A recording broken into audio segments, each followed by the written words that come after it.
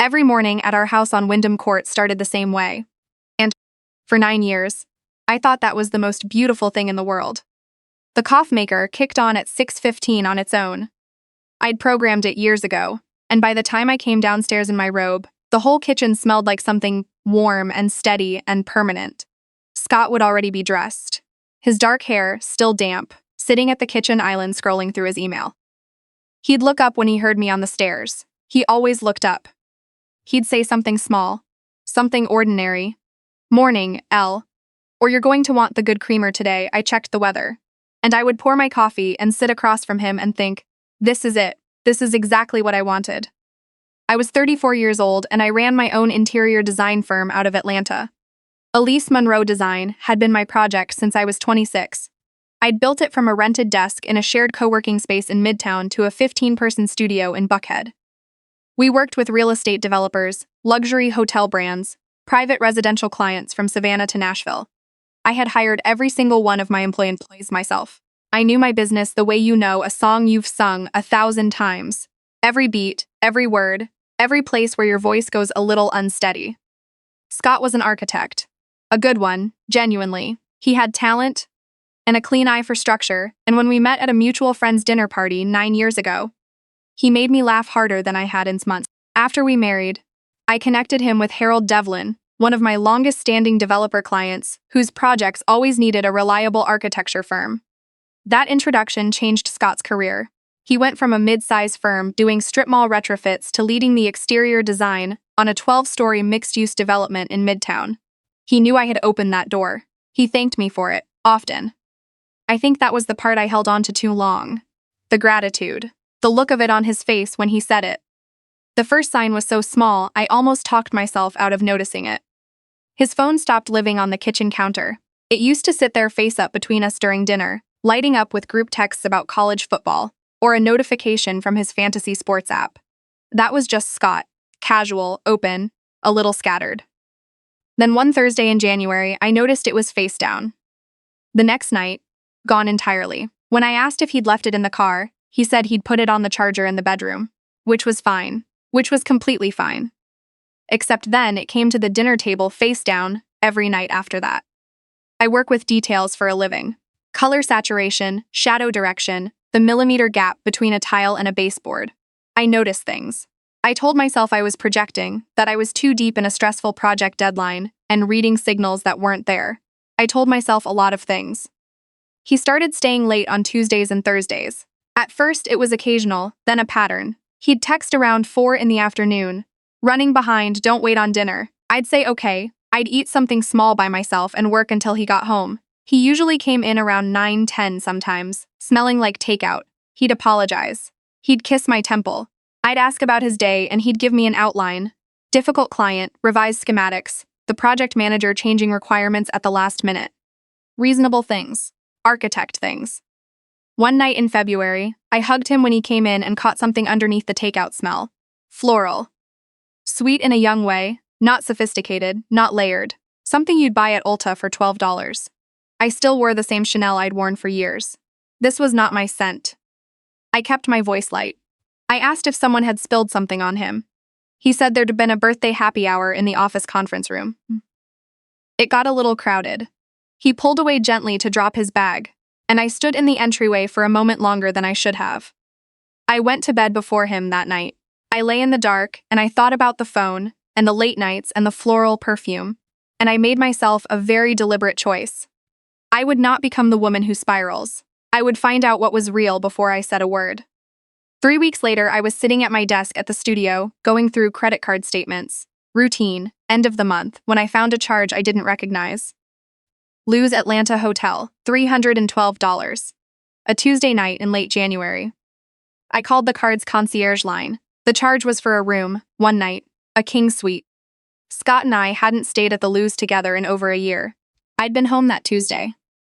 I remembered because I'd had a migraine and eaten saltines in bed.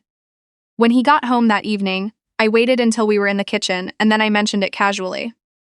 "Hey, there's a charge on the Amex from the Lou's. I must have missed something. Do you know what that was?"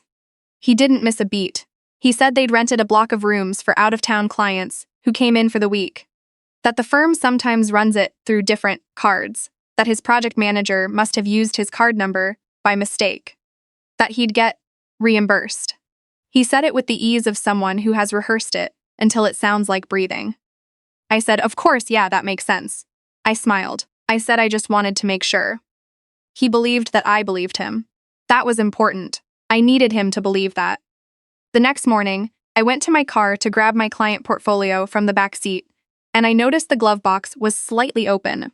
I always keep it closed. Muscle memory, something I do without thinking. I opened it to straighten the registration folder inside, and that's when I saw it. A hair elastic. Coral-colored, thick, the kind with a little gold ring in the center, the type you'd find in a 3-pack at CVS, not mine. I use silk scrunchies, dark colors, because I read once that they're better for your hair, and I never stopped. I picked it up between 2 fingers and looked at it for a long moment. I put it back exactly where I'd found it.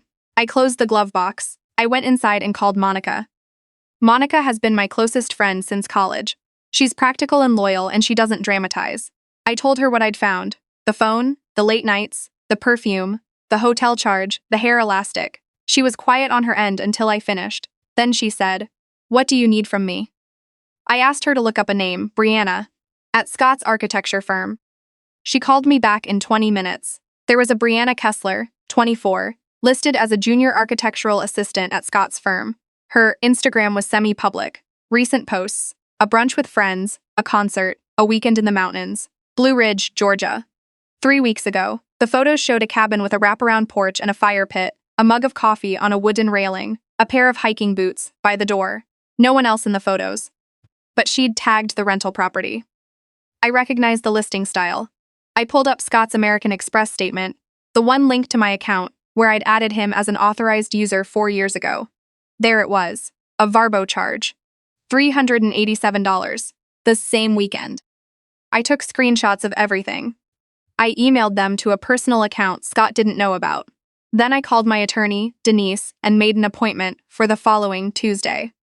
That night, Scott came home and told me about his day, and we watched television, and I sat next to him on the couch for 2 hours with my feet tucked under me, completely normal, completely composed. He reached over at one point and squeezed my knee. I didn't flinch. I went to the dealership the following week and had an Apple AirTag placed in the storage compartment beneath the cargo floor of my Range Rover. The car was in my name. I'd bought it 2 years earlier, paid cash from a design project bonus. Scott was listed as an additional driver on the insurance. That was all. 2 weeks later, Scott told me he had to fly to Nashville for a Friday through Sunday design symposium. He showed me the conference website on his laptop. The event was real. It existed. He had a registration confirmation. He packed a carry-on. I drove him to the airport. I waved. I went home. I opened the AirTag app on my phone. The Range Rover did not go to Nashville. It drove north up Georgia 400 toward the mountains. It stopped at a location in Blue Ridge that I cross-referenced with Brianna's Instagram tag. The dot sat there all weekend, Friday evening through Sunday afternoon. He had taken my car to the same cabin while I thought he was in Tennessee. I sat in my kitchen with a glass of water I forgot to drink and looked at that little pulsing dot on the map for a long time. What I felt was not what I expected. It wasn't grief. It was clarity. The same sensation I get when I walk into a space that was designed wrong, and I finally put my finger on exactly what the problem is. The absence of confusion. The arrival of certainty. That same week, I found a charge on my credit card from February I'd overlooked. Avery Fine Jewelry on Peachtree Street.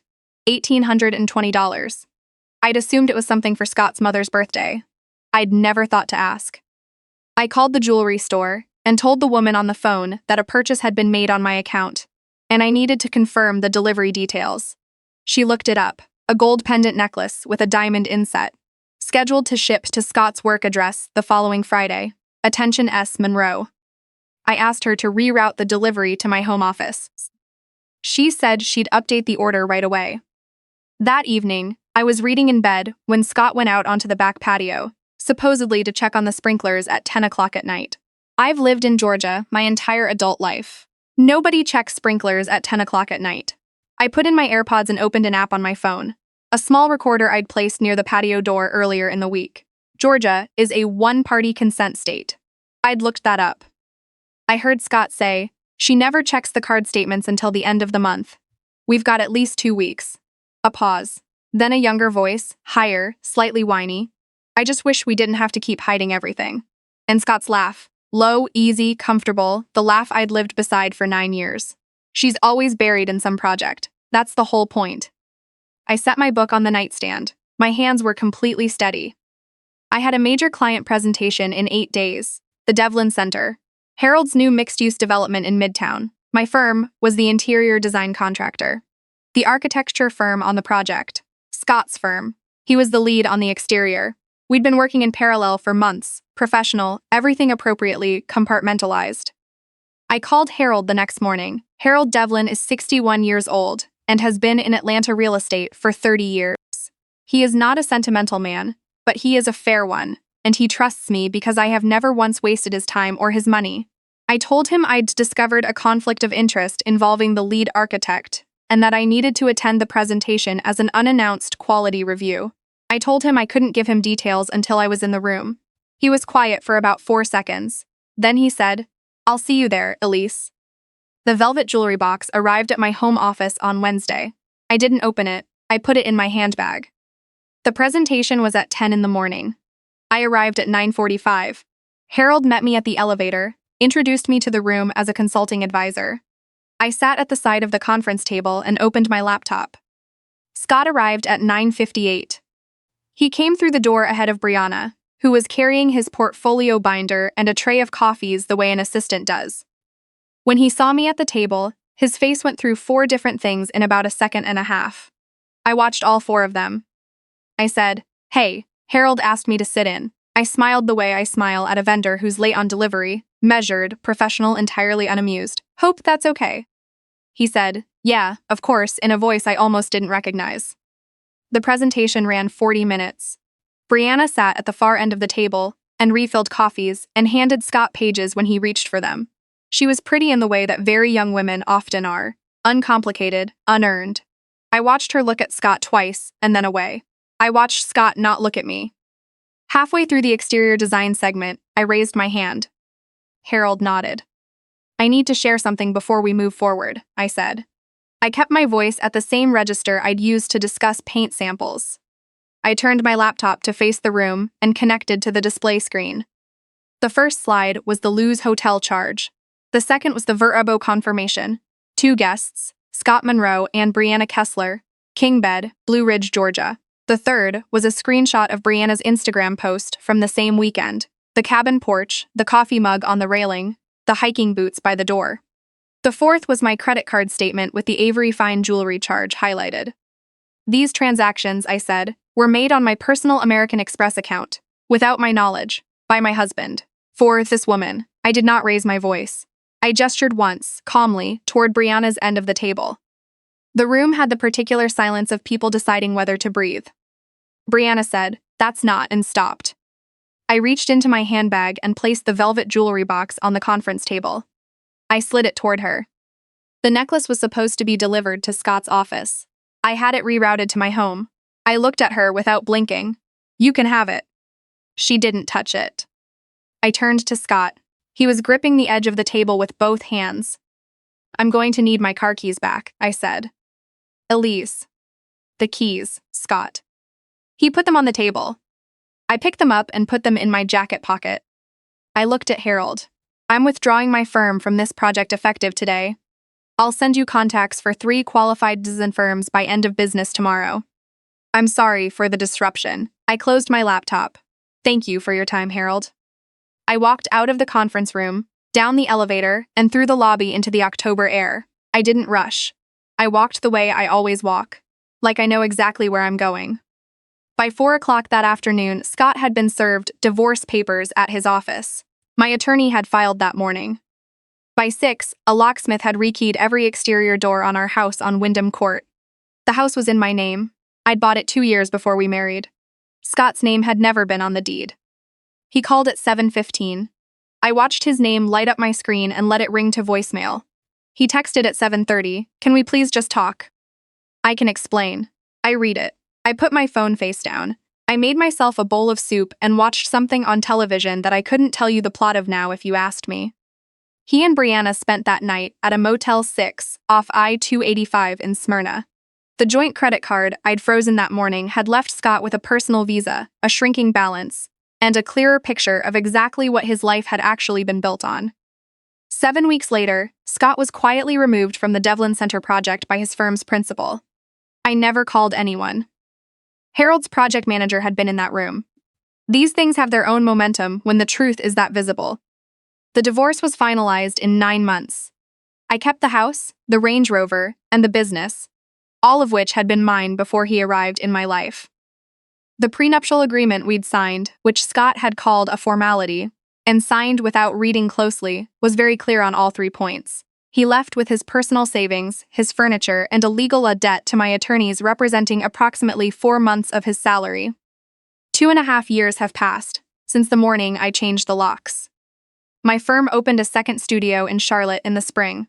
We just signed a hotel brand for a full property redesign in Savannah, the biggest single contract I've ever landed. I have a standing Sunday morning yoga class and a French press I grind fresh every morning, and a hard rule about leaving work by 6 that I am genuinely proud of. I've been seeing a man named Patrick for 8 months. He's a landscape architect. We met at an industry event, which is the kind of place neither of us would have been 8 months earlier. He's quiet in the way that confident people are quiet. He doesn't feel the need to perform. He makes dinner on Wednesdays because I have late calls, and he doesn't make a thing of it. On a Wednesday in March, Monica sent me a link to an Atlanta neighborhood Facebook group. Someone had posted a photo asking if anyone knew this couple who'd been evicted from an apartment complex in Smyrna for 3 months of unpaid rent. The landlord had put their belongings in the parking lot. I looked at the photo. Scott looked like a man who'd spent 2 years making bad decisions and was starting to understand the math of it. Brianna stood beside him with her arms crossed and her face turned slightly away from the camera. I looked at the photo for about 30 seconds. Then I put my phone in my bag and went back to my client call. I've thought a lot about what it is that people like Scott actually take from you. It's easy to think it's the money or the car or the years. But what they're really after, what they think they're taking, is your certainty about yourself. They count on the fact that you'll be so busy trying to hold the story together, the story of the marriage, the home, the carefully constructed life, that you won't have any energy left over to see what they're doing clearly. What Scott never understood is that my certainty was never stored in him. It was in the work. In the way I can walk into an empty room and see exactly what it needs. In the fact that I built something from nothing, twice now, once in my 20s and once in my 30s, and I would do it a third time without breaking stride if I had to. He thought I was too busy to notice. He thought my pride in what I'd built was a blindfold. He was right that I was busy. He was right that I was proud. He was wrong about everything else.